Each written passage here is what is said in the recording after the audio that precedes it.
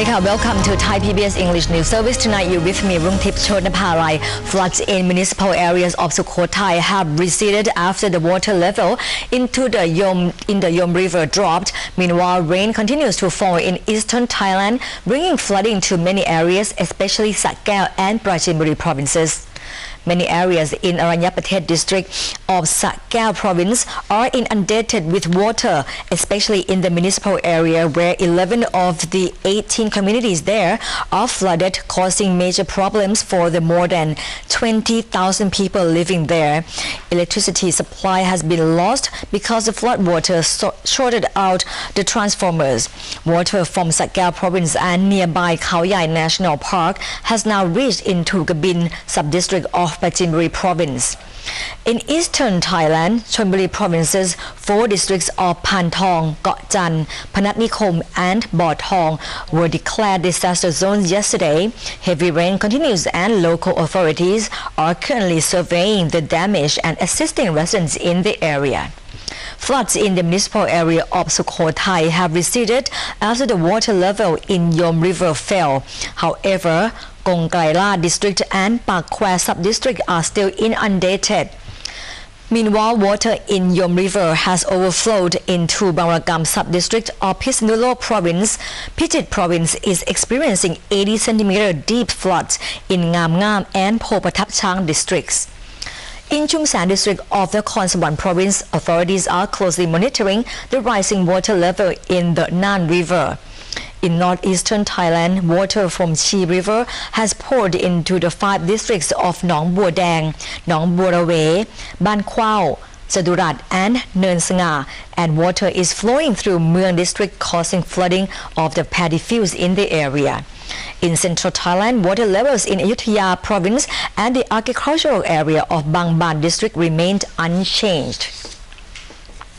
Heavy rains continue to soak many parts of Thailand, including the capital, bringing it with the end of monsoon season traffic congestion as the drainage system struggles to handle the volume of water. Today, we spoke to Chawarit Chantararat, the chief of Team Group Water Business, to get his perspective on the problem.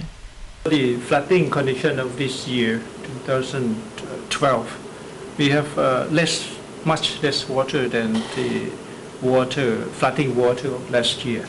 The of the Cheol-Soo River of this section is 3,500, while the water in the river now is only 2,000 cubic meters per second.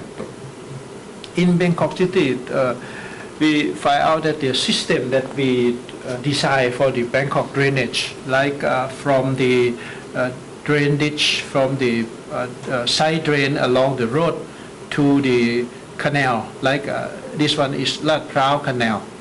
The design criteria that we have used to design the drainage system is that when it is rainfall of 60 millimeter, we can drain the water down from the road by 3 hours.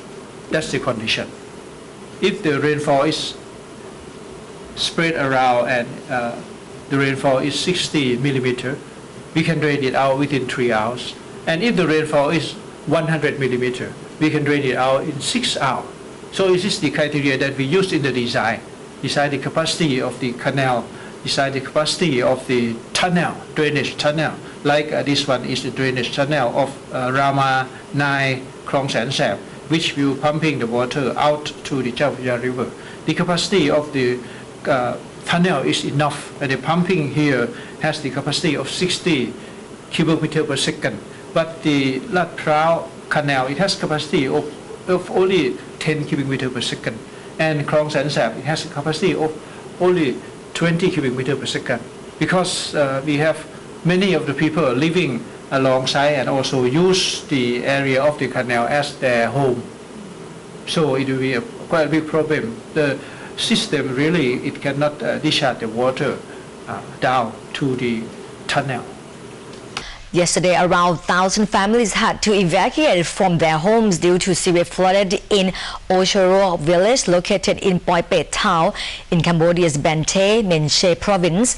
The floods were in part due to heavy rain in Thailand's Sakeo province, which caused flooding that swept across the Cambodian border into Poipet. Floodwaters from Thailand and rain in the area have caused the Poipet River to overflow, and the Cambodian Ministry of Water Resources and Meteorology said it expected the flooding to continue for the next 4 or 5 days. Local television pictures show local officials and policemen helping people whose homes had been flooded. Evacuated villagers were moved to temporary accommodation in a fruit and vegetable market located 200 meters from the Thai border.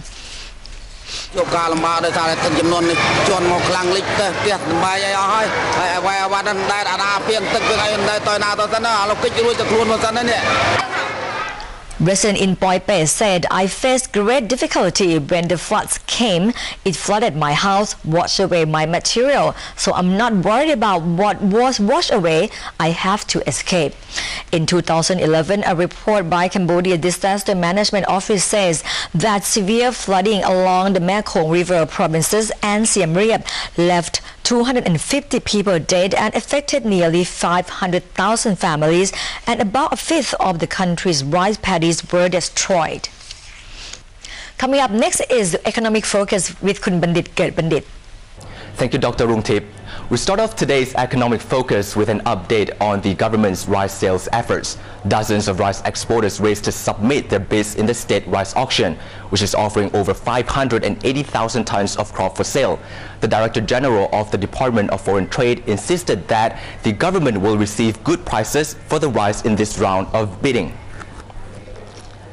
Today, the Department of Foreign Trade had rice exporters submit sealed envelopes containing their bid prices for the next 586,000 tons of rice. The first rice exporter to submit a bid was Soton Inner Trade Company. Its representative said the company is looking to buy 50,000 tons of rice as the firm's stocks are running low. The Department of Foreign Trade will open the bidder's sealed envelopes this Friday and will announce the winners within the next 10 days.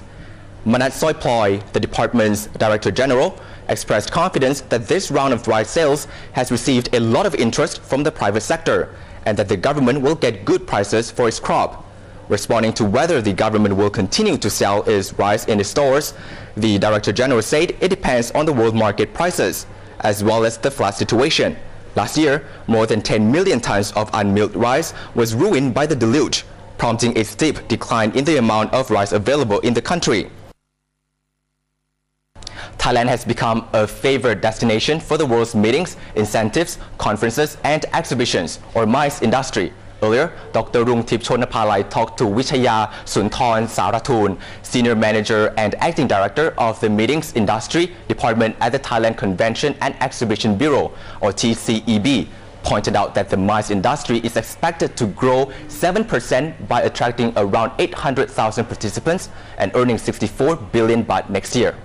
MICE visitors to Thailand is about 10 or 12% comparing to the total tourist visitors into Thailand. Right, but the MICE visitors, they tend to spend more money than the average tourist. Yes, exactly. So how much do they spend? They spend per head per trip, it's about 80,000 baht per head. So that's about nearly 3,000 US dollars per head. Yes, and if you compare with tourists in general, it would be probably 5 or 6 times more than normal tourists would spend. Right. So what is the upcoming events for Thailand? The upcoming events, one interesting one would be in short, we call IT and CMA, which is IT and CMA and CTW. It's a double bill event. That's how we call it, because 2 events combined in one. This event has a very strong impact to our MICE industry because we have invited about close to 600 buyers and media from around the world to participate in this event, and then it would be more or less like a marketplace for MICE operator in Asia Pacific to come together and work on their business with these buyers. Yeah, and the other thing that we hope that we will get the bidding is the World Expo in Ayutthaya in 2020. Yes. How close are we? Well, for Thailand Convention and Exhibition Bureau, I think Thailand has a promising, opportunities because there's only 5 countries on the list right now. Dozens of Japanese electronics and automobile factories in China have had to suspend their operations indefinitely after anti-Japan protests broke out in several Chinese cities over the Japanese government's purchase of disputed islands called Senkaku in Japan and Jeolju in China. It is likely that these Japanese firms will increase their orders in ASEAN countries to replace the temporary disruption in their supply chains.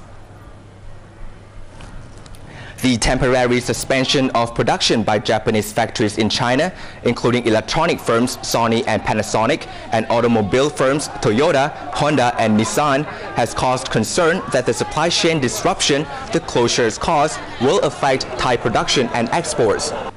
However, car manufacturers in Thailand assured the media that the ongoing dispute between Japan and China is not currently having any ill effects on their businesses. Suparat Siri Suwannakul, the Senior Vice President of Toyota Motor Asia Pacific, said there are not many factories in China that produce major plastic auto parts, and that Thai car manufacturers can certainly find other sources locally. Grisada Saptuachon, the Secretary General of the Electricity and Electronic Parts Industry Group, part of the Federation of Thai Industries, says that he has not been informed of any impact on Thai production lines or shortage of electronic parts supplied by Japanese factories in China. In fact, Thailand and other ASEAN countries might receive more orders for some product types, and local electronic parts factories may have to increase working hours and production. Nevertheless, the Secretary General believes that the situation is only temporary and that Japanese firms will not move their operations to Thailand or ASEAN.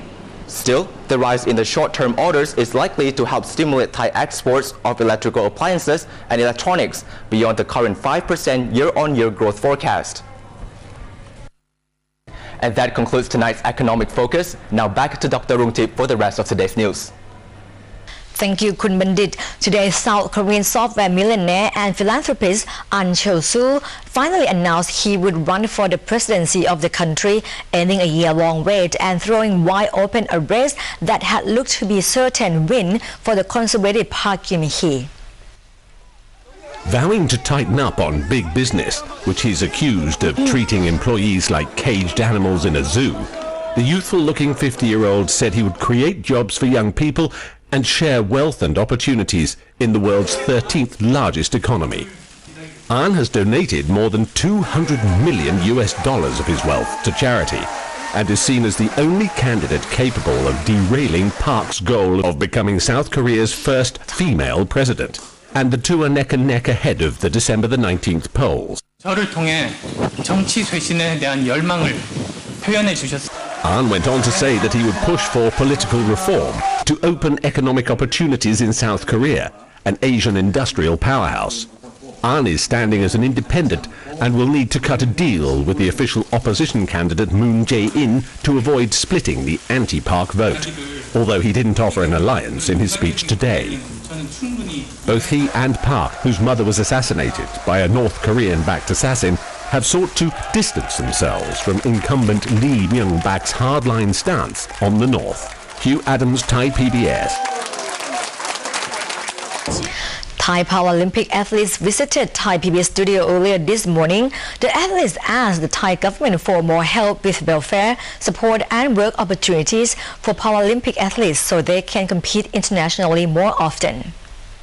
Major General Osot Pavilai, the Thai Paralympics delegation chief, together with athletes from the 2012 Paralympics, including Pattaya Thetong, who won 2 gold medals for boxer, Rungrod Thainiyom, who won a gold medal for table tennis, Saisuni Jatna, who won a gold medal for fencer and wheelchair racing, and the team staff coach, parents of athletes, visited Thai PBS headquarters here on Vipavadi Rangsit Road. Most athletes say that disabled athletes in Thailand do not stand similar chance as in foreign countries. This lack of support and opportunity disadvantage Thai para-athletes to disqualify in important competition as well as getting jobs. Thai Paralympics delegation chief inserted that Sports Center for Disabled in Pattaya still needs budget of 400 million baht, which they would like to ask government to consider. Otherwise, they will have to use the budget of Chonburi province that will take at least 5 years. And that wraps up tonight's edition of Thai PBS English News Service. Thank you for watching. I'm Rungtip Chornaparai. Have a good night. Sawadee ka.